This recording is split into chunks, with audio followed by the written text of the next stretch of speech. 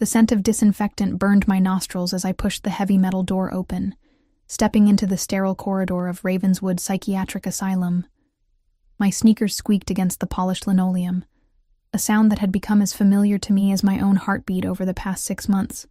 I clutched my clipboard tighter, feeling the rough edges of the papers bite into my palm. It was my shield, my proof that I belonged here, that I wasn't one of the patients wandering these halls with vacant eyes and shuffling steps. I was nobody. Just another underpaid nursing assistant trying to survive in a city that chewed up girls like me and spit them out without a second thought. My scrubs hung loose on my frame. I'd lost weight I couldn't afford to lose, skipping meals to keep the lights on in my cramped studio apartment. The fluorescent lights above flickered, casting shadows that danced across the pale green walls, and I felt that familiar tightness in my chest, the one that reminded me I was barely treading water. "Room 237 needs fresh linens," Nurse Patterson barked at me, not bothering to look up from her station. Her voice echoed down the hallway, sharp and dismissive. I was invisible to people like her, the kind who had stable lives, retirement plans, people who gave a damn if they came home at night. I nodded, though she wasn't watching, and made my way down the east wing. This was the restricted section, where they kept the patients who were deemed too dangerous or too fragile for the general population. The air here felt heavier, thick with secrets and suffering that seeped through the walls. My breath came shallow as I counted the room numbers, passing doors that remained locked, hiding stories I'd never know. That's when I saw her. Room 237's door stood slightly ajar, which was unusual. Protocol demanded these doors remain secured at all times. I hesitated, my hand hovering over the handle, every instinct screaming at me to walk away, to follow the rules, to stay invisible. But curiosity, or perhaps it was something deeper, something that recognized another broken soul, made me peek inside. She sat by the window, bathed in the pale afternoon light that filtered through the reinforced glass. Her dark hair fell in waves around her shoulders, and despite the shapeless hospital gown, there was something regal about her posture, something that didn't belong in this place of forgotten people.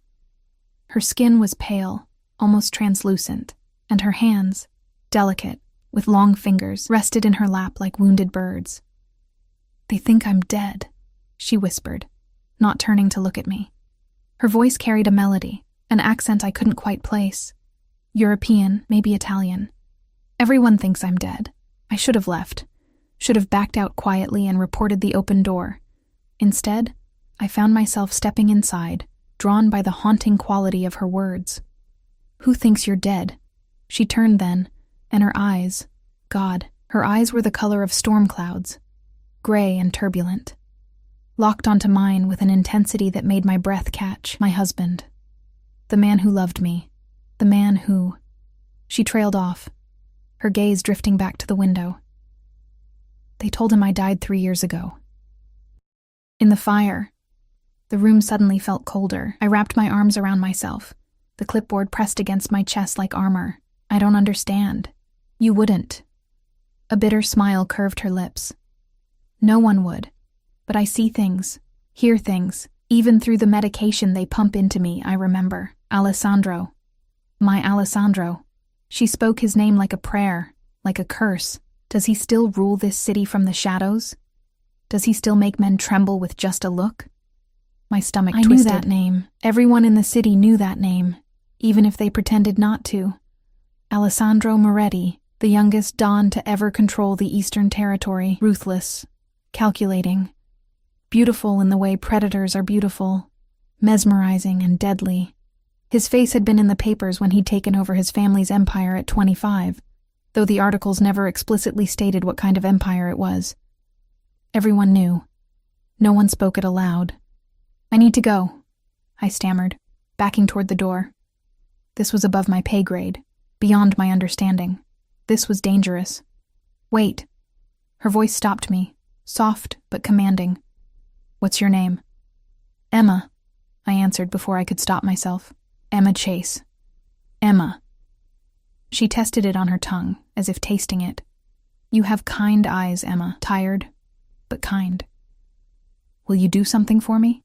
Every rational cell in my brain screamed no, but I was tired.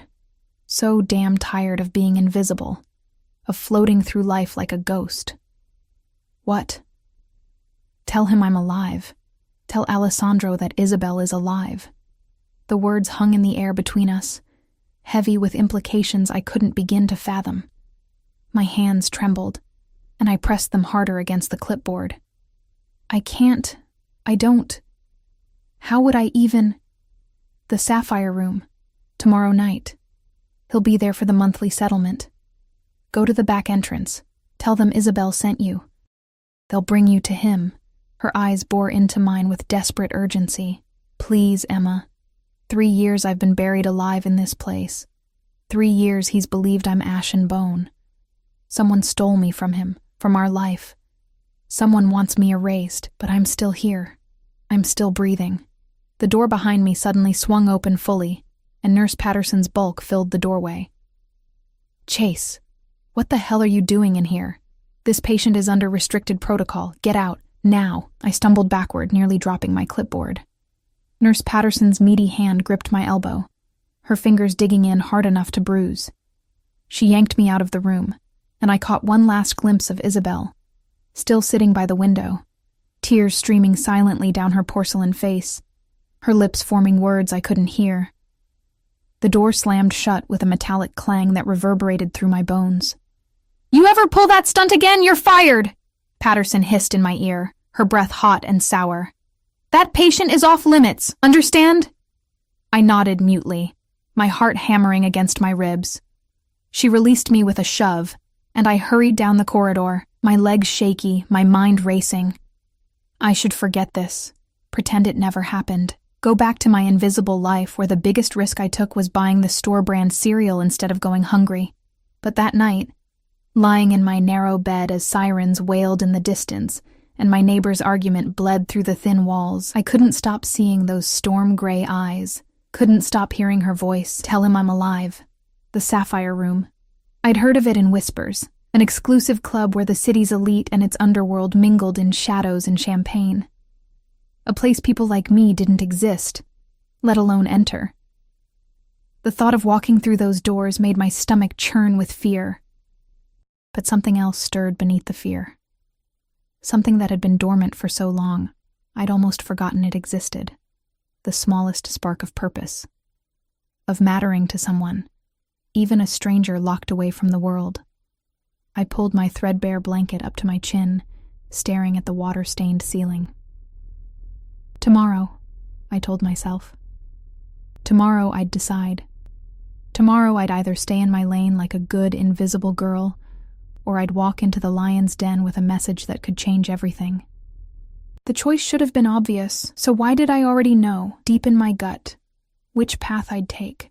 Why could I already feel the weight of expensive cologne in the air, hear the click of Italian leather shoes on marble, sense the danger that would wrap around me like silk and chains the moment I spoke those words? Sir, your wife is alive? The next evening arrived too quickly and too slowly all at once.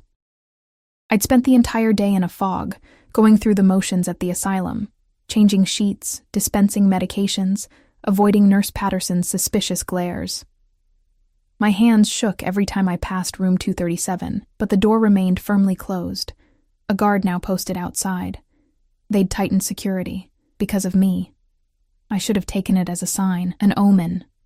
Turn back while you still can. Instead, I found myself standing outside my apartment at 8 p.m., staring at my pathetic excuse for a wardrobe.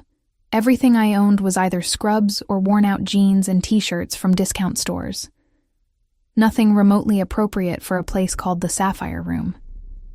I settled on the only dress I had, a simple black number I'd bought for my mother's funeral 3 years ago. It hung loose on my frame now, but it would have to do. I was a messenger, nothing more. I'd deliver the information and leave. That's what I told myself as I took the bus across town, watching the neighborhood transform from broken streetlights and boarded windows to gleaming high-rises and luxury cars. My reflection in the bus window looked pale, frightened, a rabbit heading straight into the wolf's territory. The Sapphire Room sat nestled between a 5-star hotel and an art gallery, its entrance marked only by a subtle blue light above an unmarked door. I walked past it twice before gathering the courage to approach. My heels, the only pair I owned, scuffed and outdated, clicked against the sidewalk, each step feeling like a countdown to disaster. The back entrance, Isabel had said. I rounded the corner into an alley that smelled of expensive garbage, if such a thing existed, and found a steel door with a single camera pointed at it. My throat went dry. I raised my hand to knock, then hesitated. This was insane. I was nobody. A nursing assistant who could barely pay rent. What was I doing inserting myself into the world of a man like Alessandro Moretti? But then I thought of Isabel's eyes. The desperation.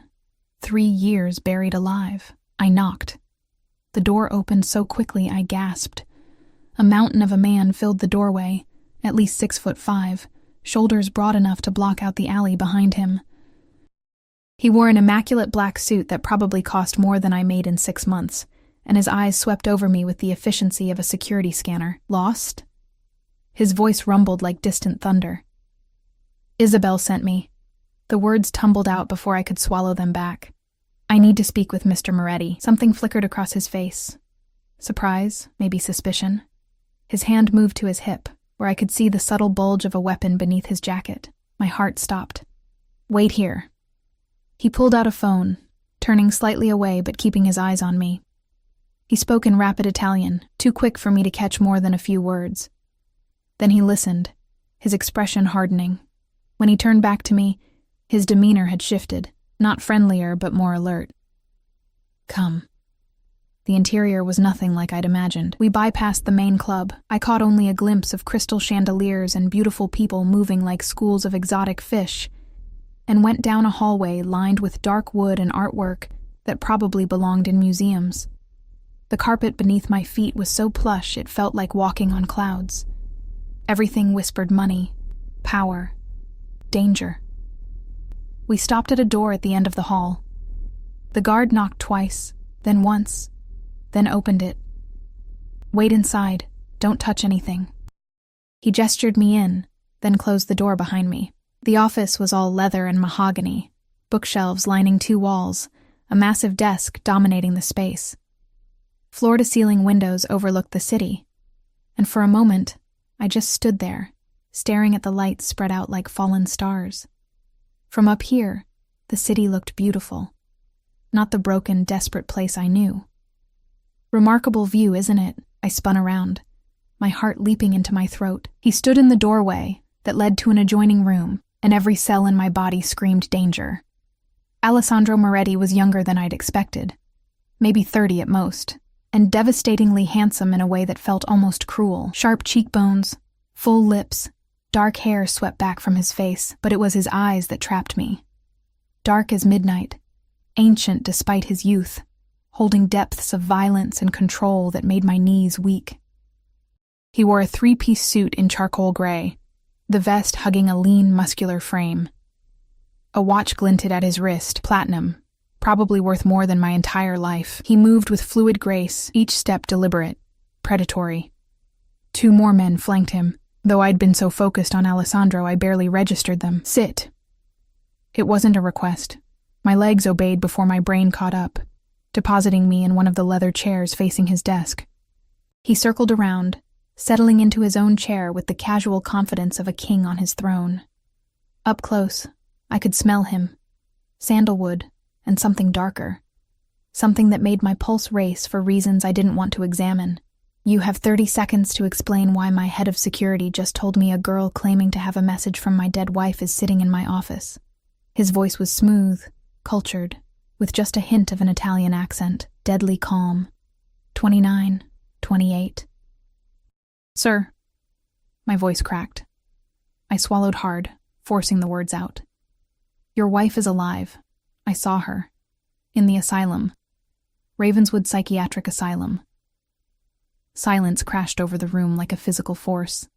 Alessandro's expression didn't change. Not a flicker, not a twitch. But something shifted in the air, a pressure that made it hard to breathe. The 2 guards tensed, hands moving toward their weapons. What's your name? Each word was precisely enunciated, sharp as a blade. Emma. Emma Chase. Emma Chase. He tested it slowly, as if memorizing it. And you work at Ravenswood? Yes. I'm a nursing assistant. Yesterday I went into room 237 and she was there. She told me her name was Isabel. She said you thought she died in a fire 3 years ago. She begged me to tell you she's alive. He stared at me for what felt like an eternity, those dark eyes dissecting me layer by layer. I felt exposed, vulnerable, like he could see every secret I'd ever kept. My hands gripped the armrest to keep from shaking. Luca. He didn't look away from me. Check Ravenswood's patient records. Room 237. I want a name, admission date, and every piece of information they have. 5 minutes. One of the guards, Luca apparently, pulled out a laptop and started typing furiously.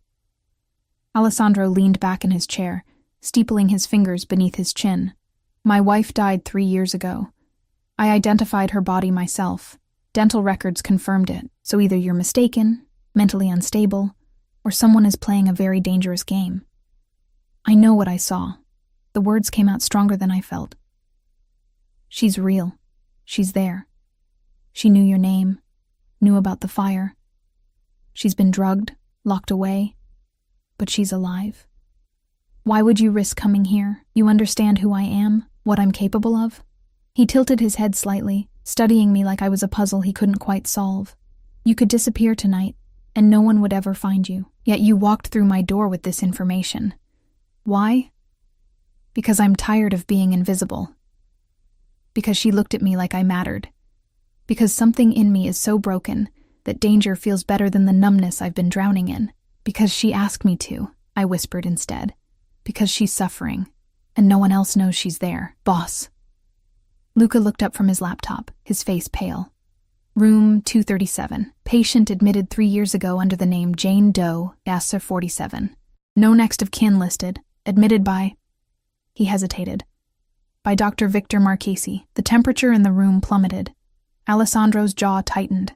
The only visible reaction, but I felt the rage emanating from him in waves. The name meant something. Something bad. Victor. The name sounded like a death sentence in his mouth. Of course. He stood abruptly, and I flinched despite myself, but he walked to the window, his back to me, tension visible in every line of his body. When he spoke again, his voice was barely controlled violence. Victor Marchesi was my uncle, my father's brother. He disappeared the night of the fire, and we assumed he died trying to save Isabel. The whole east wing of the estate burned. We found 2 bodies, Isabel's and a man we presumed was Victor. He turned, and the look in his eyes made me shrink back in my chair. If what you're saying is true, if my uncle faked both their deaths and has kept my wife imprisoned for 3 years, he didn't finish the sentence. He didn't need to. Marco. He addressed the other guard. Gather the squad. Full tactical gear. We move on Ravenswood within the hour. Wait. I stood up too quickly, my chair scraping backward. You can't just raid the asylum. There are patients there, innocent people. Security, cameras, police response time. I don't care. He moved toward me with predatory speed, closing the distance until I had to tilt my head back to maintain eye contact. This close, I could see flecks of gold in his dark eyes, could feel the heat radiating from his body. If my wife is in that building, nothing will stop me from getting her out. Nothing, then let me help. The words escaped before I could stop them, surprising us both. I work there.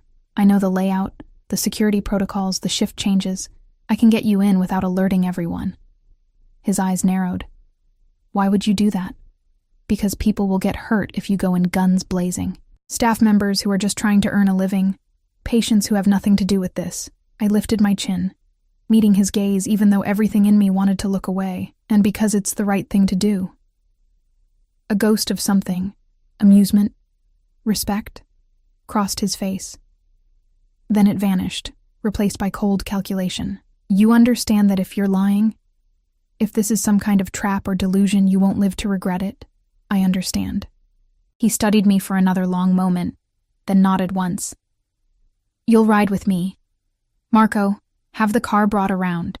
Luca, I want building schematics and security details. Move. The guards scattered, And suddenly I was alone with Alessandro Moretti in his office, the weight of what I'd set in motion crushing down on me. I'd walked in here thinking I'd deliver a message and leave. Instead, I'd just agreed to help a Mafia boss break into a psychiatric facility. What had I done? Alessandro reached for his phone, making a series of rapid calls in Italian.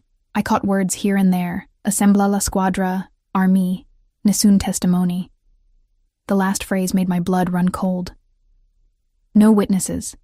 When he finished, he looked at me again, really looked at me, and I felt pinned by that gaze. If you're wrong, if she's not there or not who you say she is, your life is forfeit. If you're right. He paused, something dangerous and possessive flickering in his eyes. Then you've given me back what was stolen from me. And I protect what's mine, Emma Chase. I protect it with everything I have. The way he said my name, like he was claiming it, owning it, sent shivers down my spine. A knock at the door. Boss, car's ready. Alessandro extended his hand toward me, a gentleman's gesture wrapped in threat. Shall we? I placed my trembling hand in his, feeling his fingers close around mine. Warm, strong, inescapable. There was no turning back now. The car was exactly what I'd expected, and somehow more intimidating in reality. A black Mercedes SUV with windows so darkly tinted they looked like pools of ink. Alessandro's hand remained on the small of my back as he guided me toward it. A touch that burned through the thin fabric of my dress. The door opened, held by yet another suited guard, and I climbed inside, sinking into leather seats that probably cost more than my monthly rent. Alessandro slid in beside me, filling the space with his presence, that intoxicating scent of sandalwood wrapping around me like a claim. 2 guards took the front seats, and I noticed the driver never made eye contact, never spoke, just started the engine and pulled smoothly into traffic. Tell me everything. Alessandro's voice cut through the silence. Every detail about what you saw, what she said. Don't leave anything out. So I did. I described Isabel's appearance, the haunting quality of her voice, the way she'd spoken his name like a prayer. I told him about her eyes, storm gray and desperate, about how she'd said someone wanted her erased. With each word, I felt Alessandro's tension coil tighter beside me, a spring wound to the breaking point. She's been medicated, I added quietly, heavily, from what I could tell. Whatever they're giving her, it's keeping her docile, confused. But she had moments of clarity. That's when she told me about you, about the fire. His jaw clenched, a muscle ticking beneath the sharp line of his cheekbone. Victor always was a coward. He wanted control of the family, thought my father gave me too much power too young. When Isabel and I married, it solidified my position, with both of us dead, with me destroyed by grief. He trailed off, staring out the window at the city lights streaking past. He could have taken everything. But you didn't fall apart, I said softly, understanding dawning. You got stronger. He turned to look at me, and something in his expression made my breath catch. I had no choice. I channeled my grief into power. Every decision, every move I made was in her memory. I became the monster everyone feared because I had nothing left to lose.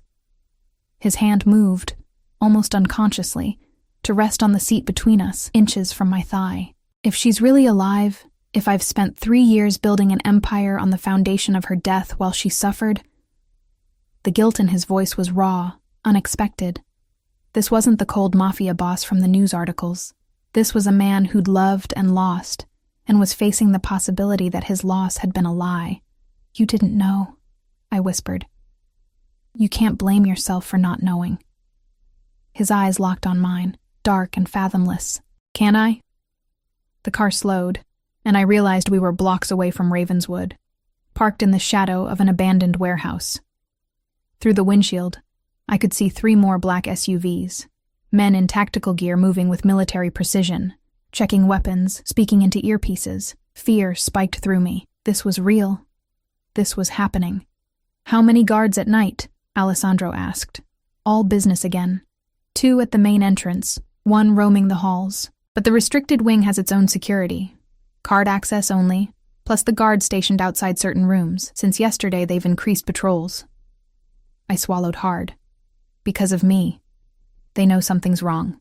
He pulled out his phone, pulling up building schematics. Show me the best entry point. I leaned closer, trying to ignore the heat of his body, the way my heart raced being this near to him. My finger traced the screen. There's a service entrance on the east side. Food deliveries, laundry, it's usually unmanned after 8 p.m. They rely on the card system. If you can bypass that, we can. He zoomed in on the restricted wing, room 237. How do we get there without triggering every alarm in the building? I thought about the layout, the security measures I'd seen implemented over the past day. The medication room is 2 doors down from 237. I have access. If I go in first, disable the cameras in that section. There's a control box in the supply closet. You could get to her without being seen on video. No. The word was absolute. You're not going in first. You're not putting yourself at risk. I blinked at him, surprised by the vehemence. I'm the only one with legitimate access. If your men go in first, they'll trigger alerts immediately. I don't care. His hand moved to my chin, tilting my face up to his, and the possessiveness in that gesture stole my breath. You've done enough. You brought me this information. I won't have you in the crossfire. People will die if you do this your way. I held his gaze, even though touching him felt like touching a live wire. Staff who are just working their shifts. Maybe patience. Is that what Isabel would want? Something flickered in his eyes. Pain. Recognition. His thumb brushed my jawline, a touch so gentle it contradicted everything I knew about him. You're braver than you look, Emma Chase. Foolish, but brave. Let me help make this right. My voice dropped to barely a whisper. Please. The please seemed to undo something in him. His hand fell away, and he leaned back, running fingers through his dark hair. Fine. But you follow my instructions exactly. You have an earpiece, you're surrounded by my men at all times, and at the first sign of trouble, you get out. Understood? I nodded, not trusting my voice. He gestured to Luca, who'd appeared at the window. The door opened, and Alessandro helped me out with that same proprietary touch at my elbow. The night air was cool against my flushed skin as he led me to where his team had assembled. 12 men, all armed, all watching their boss with absolute loyalty. Alessandro spoke to them in rapid Italian, gesturing to the building schematics on a tablet one of them held. I caught my name, saw some of them glance at me with curiosity, others with suspicion. Then Luca was fitting me with an earpiece, the small device feeling foreign in my ear. Alessandro tested it, his voice coming through clear and intimate. Can you hear me? Yes, I said aloud, then jumped when his voice came through again. Good. You stay with Marco at all times. He's my best, and he'll get you out if things go wrong. Marco, the guard who'd been in the office earlier, nodded at me, his expression unreadable. He handed me a small device. When you get to the supply closet, press this against the control box for the cameras. It'll loop the footage. Give us a 5-minute window. My hands shook as I took it. This was insane. I was a nursing assistant, not some kind of spy. But then I thought of Isabel's face, her desperate plea. 3 years buried alive. I'm ready. I lied. The walk to Ravenswood felt surreal, like moving through a dream. Alessandro's team spread out, positioning themselves at strategic points. I approached the service entrance with Marco beside me, my work ID trembling in my hands as I swiped it through the reader. The lock clicked open. We're in, Marco murmured into his comm. The hallways were dimly lit for night shift, emergency lighting casting everything in eerie shadows. My heart hammered against my ribs as we moved through familiar corridors that suddenly felt alien, dangerous. Every sound made me flinch. The hum of the HVAC system, distant footsteps, the muffled cry of a patient somewhere in the building. We reached the restricted wing. The guard who'd been posted outside yesterday was gone. Shift change, probably. I swiped my card, praying it still worked, that they hadn't revoked my access. Green light. The door unlocked. Supply closet is 15 feet ahead on the right, I whispered, though I knew Alessandro could hear me through the earpiece. Marco and I slipped inside, and I fumbled in the dark for the control box. My fingers found it, mounted on the wall behind shelves of medical supplies. I pressed the device against it, heard a soft beep. Cameras are looped, Marco confirmed. Boss, you're clear. Through the crack in the door, I watched shadows move, Alessandro and his team, flowing through the hallway like smoke, silent and deadly. My breath caught when I saw him, saw the gun in his hand, the cold efficiency in every movement. This was who he really was, not the man who'd touched my face with gentleness, but the predator who'd built an empire on fear. They reached room 237. One of his men worked on the lock while Alessandro stood with his back against the wall, every muscle tense, coiled, waiting. The lock clicked. Alessandro was through the door before it fully opened, and I couldn't stop myself. I slipped out of the supply closet, following, needing to see, needing to know if I'd been right. The room was dark except for the moonlight through the window, and there, sitting in the same chair as yesterday, was Isabel. She looked up as Alessandro entered, and time seemed to stop. "Alessandro?" Her voice was small, broken, disbelieving. No, you're not real. You're another hallucination. They give me so many pills, I see you everywhere, but you're never real." "Bella." The word came out strangled, raw. Alessandro's gun lowered, forgotten, as he moved toward her. "Bella, tesoro mio, I'm real. I'm here." She stood on shaking legs, and I saw tears streaming down her face. "You can't be. You think I'm dead." "Everyone thinks I'm dead," Victor said. "He said you'd moved on, that you'd forgotten." "Never." Alessandro closed the distance between them, his hands framing her face with a gentleness that made my chest ache. "Never, amore. Not for a single day. You've been in my every thought, my every breath. I mourned you. I raged for you. His voice broke, and then they were holding each other, and I had to look away from the intimacy of it. The grief and relief and love pouring between them like a physical force. "We need to move, boss." Luca's voice was quiet but urgent. "Security will notice the camera loop soon." Alessandro nodded, but he didn't let go of Isabel. He simply swept her into his arms, lifting her as if she weighed nothing, and she buried her face in his neck, sobbing. That's when the alarm started, piercing, deafening. The sound ripped through the building. Red lights began flashing in the hallways. "They know." Marco grabbed my arm. "We need to go. Now." Chaos erupted. Alessandro's team moved into formation, surrounding him and Isabel. We ran through the hallways, my heels clicking frantically against the linoleum. Behind us I could hear shouts, security guards mobilizing, the building coming alive. We burst through the service entrance into the night, and the SUVs were already running, doors open.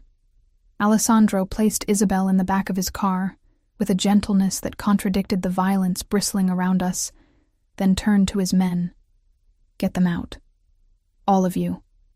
I'll handle the loose ends." "Boss," Luca started. "That's an order." Alessandro's voice cut like steel. Then his eyes found me, standing there shaking, adrenaline crashing through my system. Something shifted in his expression, became more intense, more possessive. "Marco, take Emma with Isabel. Keep them both safe.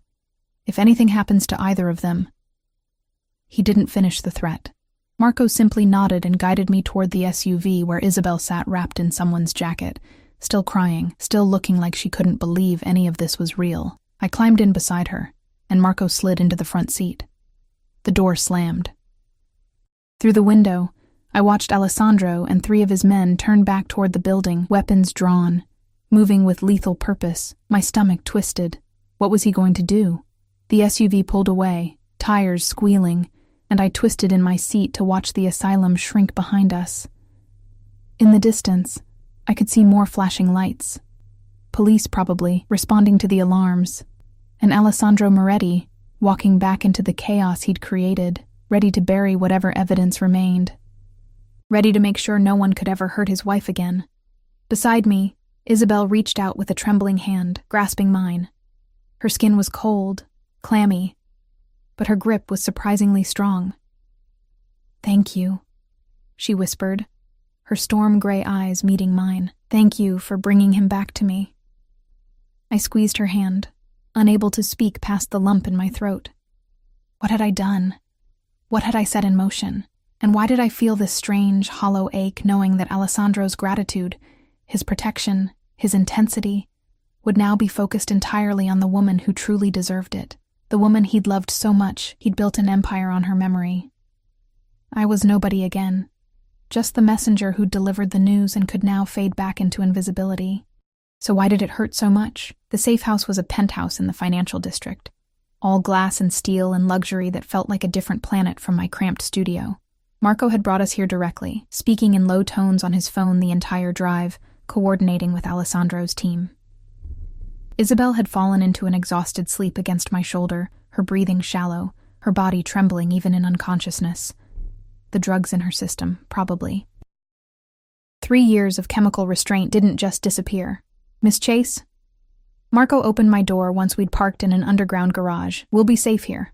The boss will join us once he's finished. Finished. Such a clinical word for whatever Alessandro was doing back at Ravenswood. I helped Marco guide Isabel to the elevator, her legs barely supporting her weight. A doctor was waiting when we reached the penthouse. An older woman with kind eyes who immediately took charge, leading Isabel to one of the bedrooms while speaking softly in Italian. And then I was alone in the living room, standing on marble floors that reflected the city lights from floor-to-ceiling windows, surrounded by furniture that belonged in magazines. Marco had disappeared somewhere, doing whatever guards did. I wrapped my arms around myself, suddenly freezing despite the perfectly controlled temperature. What was I doing here? I should go home. Call a cab. Return to my real life. Except I couldn't. Not yet. Not until I knew Alessandro was safe. Not until...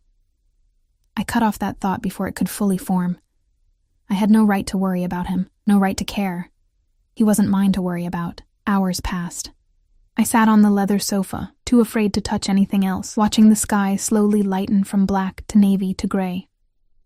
Dawn was coming. My shift at the asylum would start in 2 hours. Would there even be an asylum anymore? What had Alessandro done?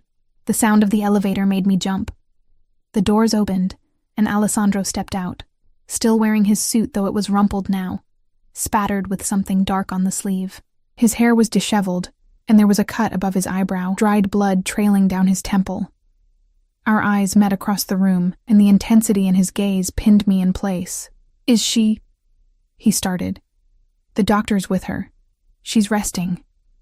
I stood, my legs stiff from sitting so long. "Are you all right?"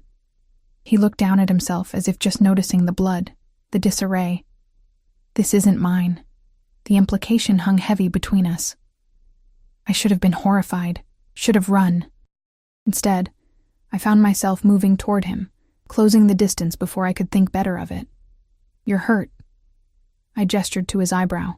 I'm a nurse. Well, an assistant, but I can clean that. "Emma." The way he said my name stopped me mid-step. "You should go home. I'll have Marco drive you. You've done more than enough, risked more than you should have. This isn't your world." "I know."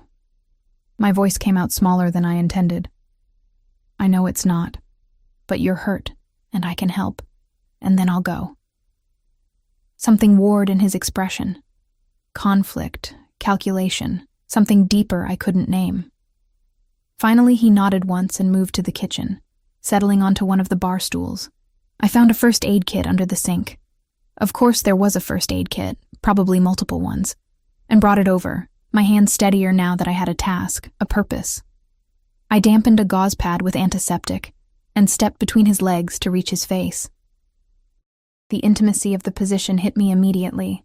I was standing between his thighs, close enough to feel his body heat, to see the gold flecks in his dark eyes, to smell sandalwood mixed with gunpowder and something metallic. "This will sting," I warned, then gently pressed the gauze to his cut. He didn't flinch, didn't move, just watched me with that unnerving intensity, like he could see straight through me to all the broken pieces I kept hidden. "Why did you really come to me?" he asked softly. "The truth this time." My hand trembled, but I kept cleaning the wound. "I told you." "Because she asked." "No." His hand came up, wrapping around my wrist, not hurting but firm, inescapable. "You could have reported it to the authorities, to the asylum administration. You could have done a dozen safer things.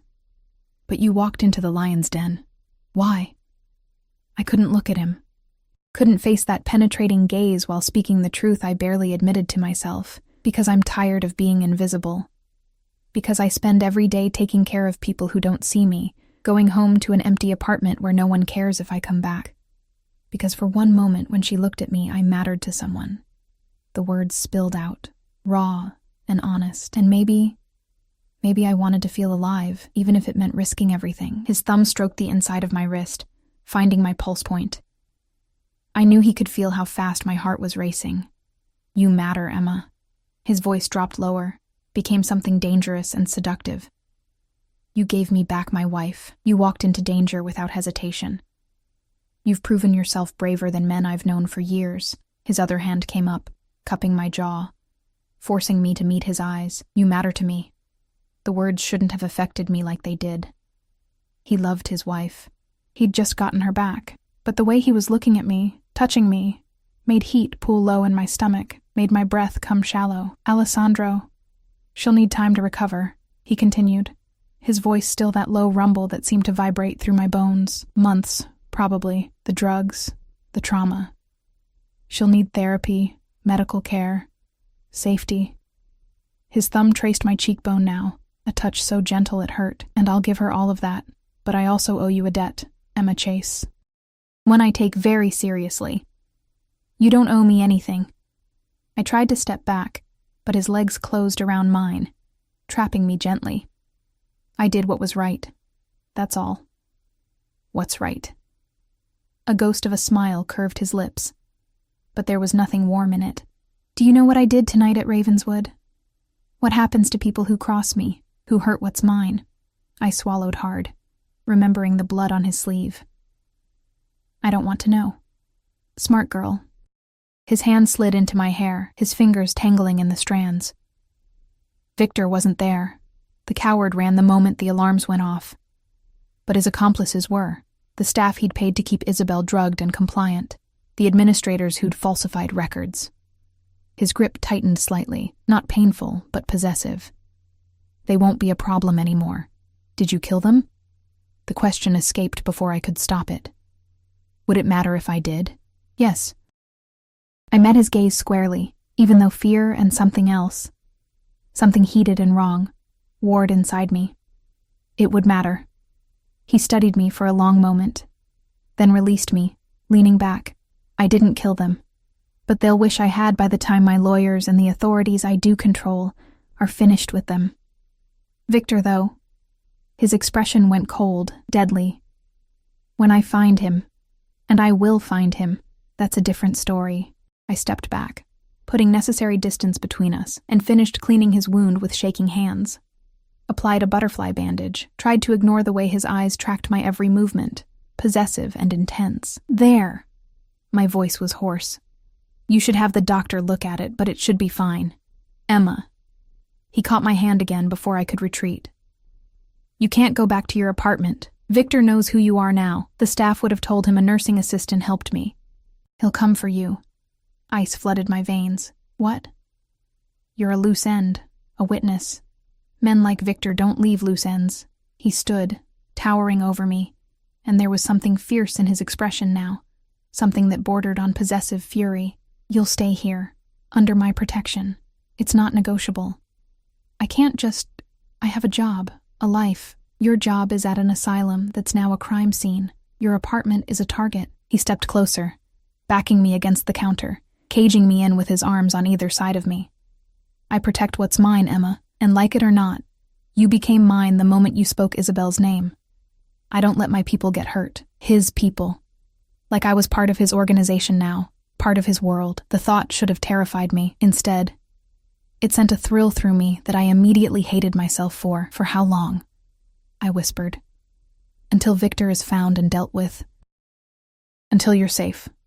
His face was inches from mine now, his breath warm against my lips. However long that takes, and if I refuse, then I'll have Marco follow you 24 hours a day anyway. At least here, you'll be comfortable. Protected. And his voice dropped even lower. Isabel will want to thank you properly. She'll need a friend, someone who understands what she's been through. That was the argument that broke through my resistance. Not the danger, not the protection, but the image of Isabel, fragile, traumatized, waking up in a strange place after 3 years in hell. "Okay," I breathed. "Okay, I'll stay. But just until this is over. Just until it's over," he agreed. But something in his eyes told me he was lying. That once I was in his world, there would be no clean exit. He pushed away from the counter, creating distance, becoming the controlled Mafia boss again instead of the man who'd held my face like something precious. "Marco will show you to your room. Get some rest. Tomorrow we'll figure out next steps." I nodded mutely and turned to find Marco had appeared in the doorway, silent as a ghost.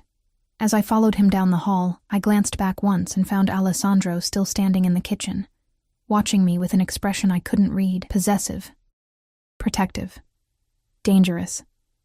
The room Marco showed me to was beautiful. All soft grays and whites, a massive bed with Egyptian cotton sheets, an attached bathroom with a soaking tub. Through the window, I could see the sun rising over the city, painting everything gold. I sank onto the bed, still wearing my funeral dress, and realized I was shaking, not from fear, though fear was there, but from the intensity of everything that had happened.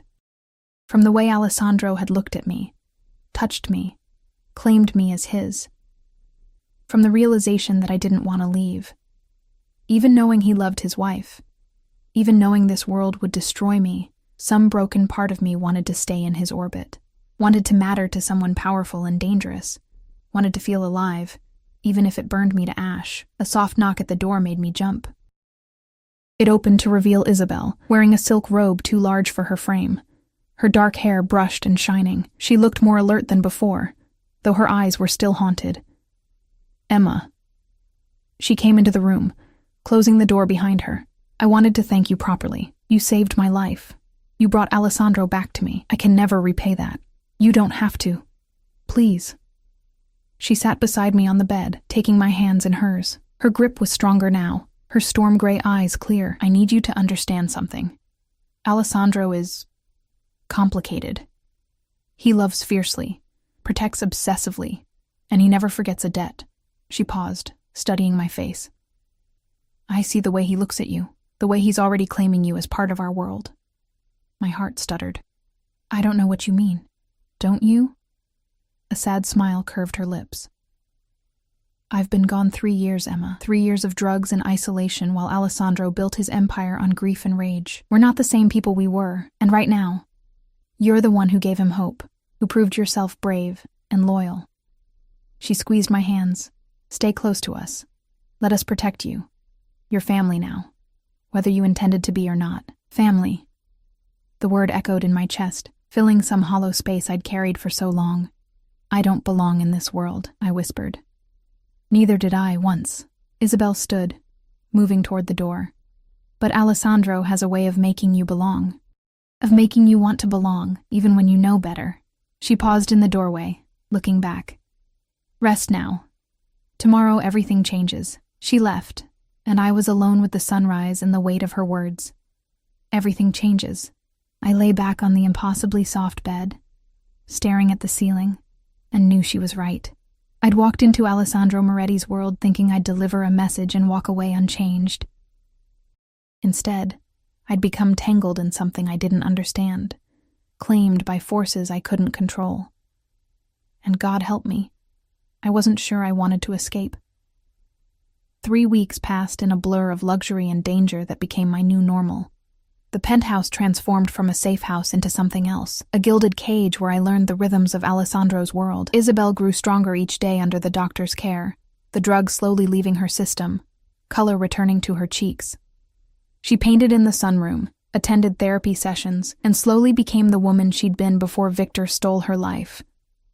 And I watched Alessandro watch her, seeing the love in his eyes, the relief, the fierce protectiveness. It should have made me happy.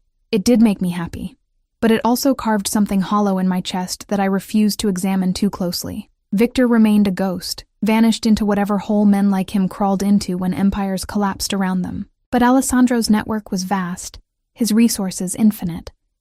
Every day brought new reports, new leads, men coming and going from the penthouse with information whispered in Italian. I learned to read the tension in Alessandro's shoulders, the way his jaw tightened when a lead went cold. Marco became my constant shadow. Not quite friend, but not just guard either. He taught me which rooms to avoid when business was being conducted, which phone calls meant danger, how to move through Alessandro's world without drawing unwanted attention. Luca brought me clothes, designer labels that fit perfectly, somehow knowing my size without asking. I stopped protesting after the third delivery, accepting that resistance was futile. Isabel and I grew close in those weeks. She told me stories of her life before, her childhood in Milan, meeting Alessandro at a charity gala, falling in love with a man who wielded power like a weapon but touched her like she was made of glass.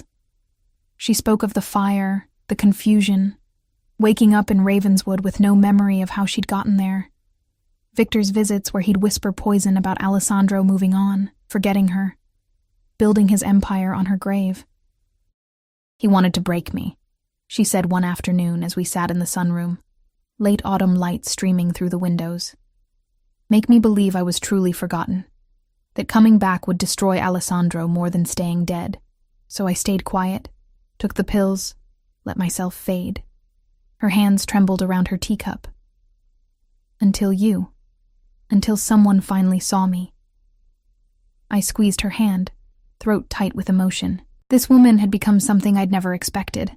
A friend, a confidant, someone who understood what it meant to feel invisible. But the closer I grew to Isabel, the more complicated my feelings for Alessandro became. He was attentive to his wife, tender in ways that made my heart ache. But his eyes found me constantly across rooms, his presence heavy and magnetic. The way he said my name, Emma, like a caress, like a claim. The casual touches as he passed. A hand on my shoulder, fingers brushing mine, standing close enough that I could feel his heat. It was Isabel who finally confronted me about it. You're in love with him. We were alone in the kitchen, preparing dinner together. Something normal, domestic, strange in this world of violence and luxury. I dropped the knife I'd been using to chop vegetables, the clatter loud in the silence. No, I'm not. He's your husband. I would never, Emma. She touched my arm gently, her storm gray eyes knowing I'm not angry. I'm not blind, and neither is he. Shame flooded through me, hot and acidic. I'm sorry. God, Isabel, I'm so sorry. I'll leave. I should have left weeks ago. This is wrong. I'm wrong. Stop. Her voice was firm, cutting through my spiral. Listen to me. Alessandro loves me. He always will. But we've both changed. 3 years of believing I was dead changed him in ways I'm still discovering. And She paused, vulnerability crossing her face. I'm not the same woman he married. The drugs, the isolation, Victor's manipulation. It broke something in me. I'm healing. But I'm different now. That doesn't make this okay, I whispered, tears burning my eyes. You're married. You love each other. I'm nobody. You're not nobody. She cupped my face, forcing me to meet her gaze. You're the woman who saved my life, who proved herself brave and loyal. Who makes Alessandro smile in a way I haven't seen in years. She dropped her hands, wrapping her arms around herself. I've been thinking about this for weeks, watching you both dance around each other, and I've come to understand something about the world we live in. Power, loyalty, protection. These matter more than conventional morality. My heart hammered against my ribs. What are you saying? I'm saying that Alessandro needs someone who understands him now, who can match the man he's become. I'm saying that I care about you both too much to let pride or convention destroy what could make us all happy. She took a shaking breath. I'm saying that in this world, men like Alessandro often have arrangements, and I'm willing to consider one if it means keeping our family together. The word family hit me like a physical blow. You can't be serious. I've never been more serious. She moved closer, taking my hands. I love Alessandro, but I also love you, Emma. You've become my sister in these weeks, and I'd rather share him with someone I trust, someone who will protect him as fiercely as I do, than lose either of you. Before I could respond, the elevator doors opened. Alessandro stepped out with Marco and Luca flanking him, and I knew immediately something had changed. His expression was dark, triumphant, dangerous. We found him, His eyes locked on mine, then shifted to Isabel. Victor. He's been hiding in a compound upstate. We move tonight. The air pressure in the room seemed to drop. Isabel's hands tightened on mine, her face going pale. This was it. The end game. The confrontation Alessandro had been building toward for 3 weeks. I'm coming with you. The words left my mouth before my brain could stop them. Absolutely not. Alessandro closed the distance between us in 3 strides. This is a combat operation. Victor will have armed guards, probably booby traps. You're staying here where it's safe. She should come. Isabel's voice cut through the tension.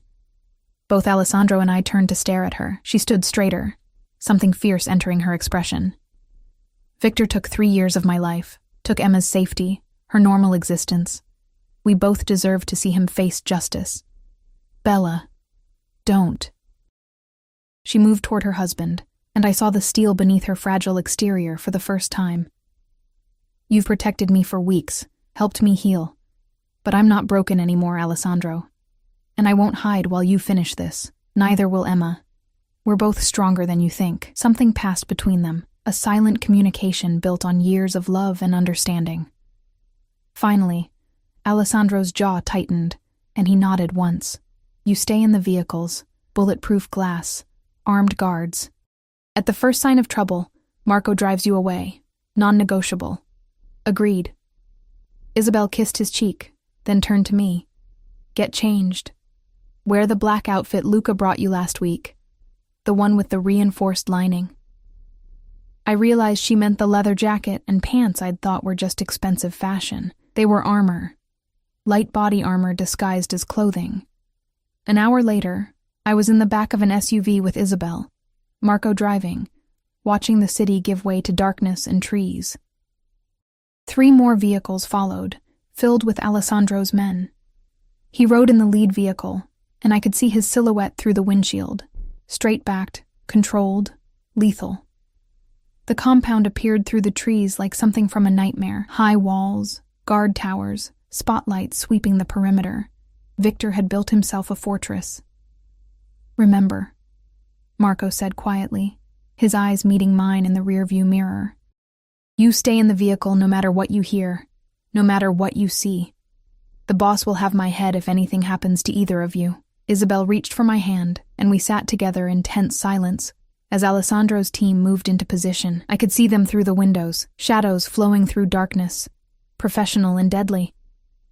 Gunfire erupted suddenly, sharp cracks splitting the night. I flinched, but Isabel squeezed my hand tighter, her face pale but determined. It felt like hours, but was probably only minutes. Then Alessandro's voice came through Marco's earpiece, speaking rapid Italian. Marco's expression changed, became harder, more alert. What? Isabel demanded. What's happening? Victor's trying to escape. There's a back tunnel. Marco was already moving the SUV, following coordinates Alessandro was feeding him. The boss wants us in position to cut him off. We rounded the compound wall, and suddenly there was movement, a figure stumbling from a concealed exit in the hillside, running toward the tree line. Even in the darkness, I recognized him from the photos Alessandro had shown us. Victor Marchesi. Older than Alessandro, graying at the temples, still handsome despite the terror on his face. He saw our SUV and froze like a deer in headlights. Then Alessandro emerged from the tunnel behind him, gun raised, 4 of his men flanking him. The look on Alessandro's face was something I'd never seen before, pure, cold fury tempered by absolute control. This wasn't passion or rage. This was judgment. Marco, let us out. Isabel's voice was steady, calm. Ma'am, I can't. Now! Something in her tone made Marco obey. He unlocked the doors, though he kept the engine running, ready to evacuate if necessary. Isabel stepped out, and I followed before I could think better of it. Alessandro's eyes snapped to us, dark and furious, but Isabel walked forward until she stood beside her husband. Hello, Victor. Her voice carried across the space between them, clear and cold. Surprised to see me alive, functioning? Not the drugged, broken doll you tried to create? Victor's face went from terror to something uglier, hatred, resentment. You were always too weak, Isabel. Alessandro deserved better. The family deserved better than a pretty face with no backbone. And you deserved to rule? Alessandro's voice was deadly quiet. You who couldn't earn respect so you stole it? Who couldn't defeat me so you tried to destroy me through my wife? He took a step forward, and Victor stumbled back. You failed, uncle. Failed in every possible way, and now you face the consequences. You'll kill me? Victor laughed, brittle and desperate. Make me a martyr. The family will fracture. The family already knows what you did. Already stands with me. Alessandro's gun never wavered. You have no allies left, no escape, no redemption. Just one choice, how you die. Quick and clean, or slow and agonizing. I should have looked away, should have been horrified, but I couldn't tear my eyes from Alessandro's face, from the cold justice burning there. This was who he was, judge, jury, executioner. The man who'd held my face with gentleness now held his uncle's life with the same steady hands. Please.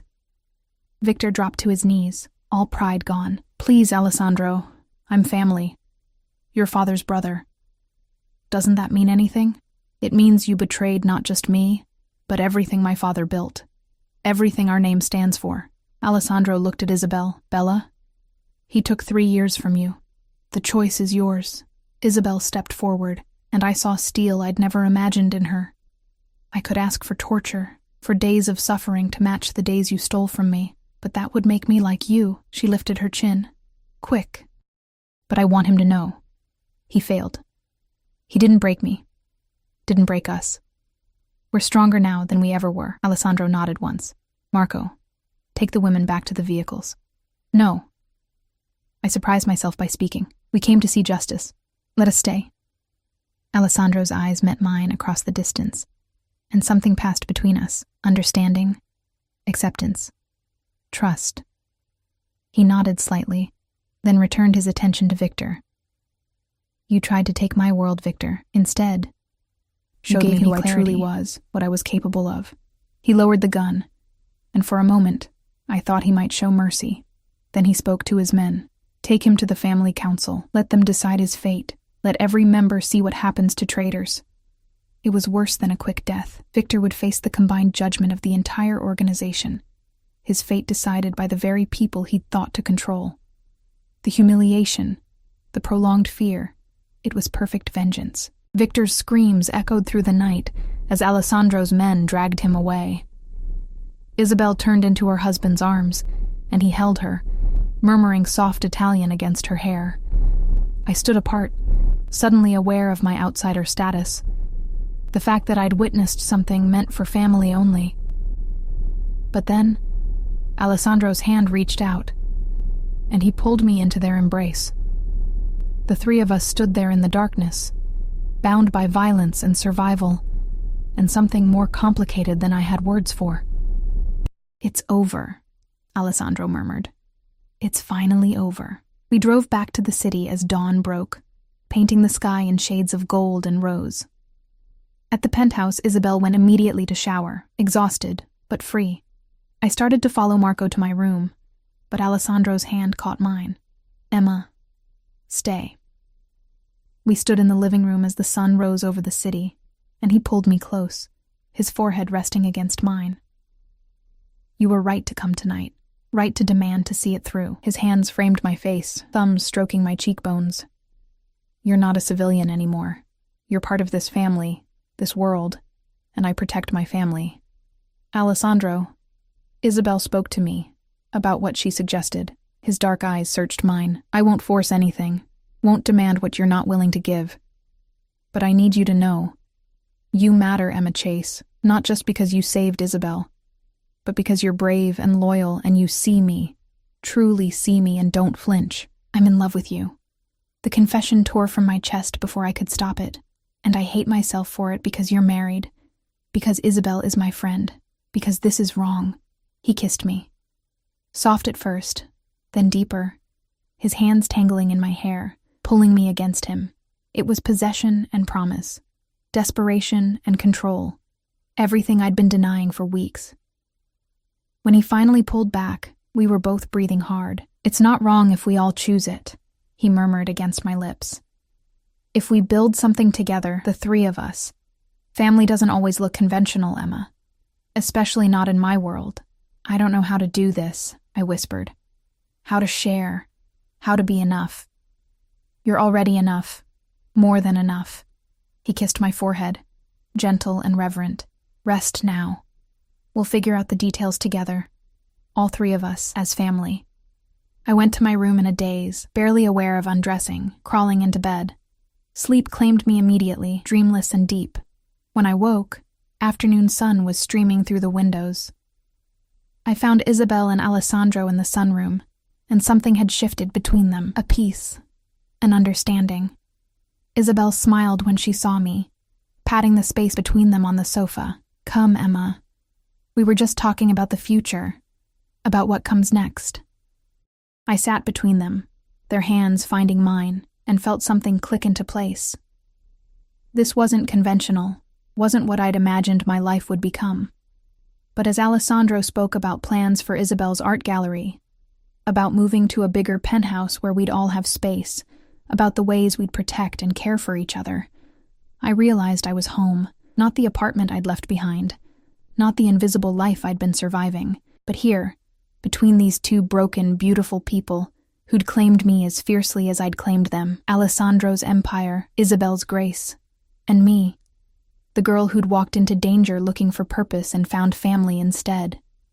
To new beginnings, Isabel said softly, raising her teacup. Alessandro and I echoed her, and in that moment, surrounded by sunlight and the people who'd become my world, I was finally, truly seen. Finally home.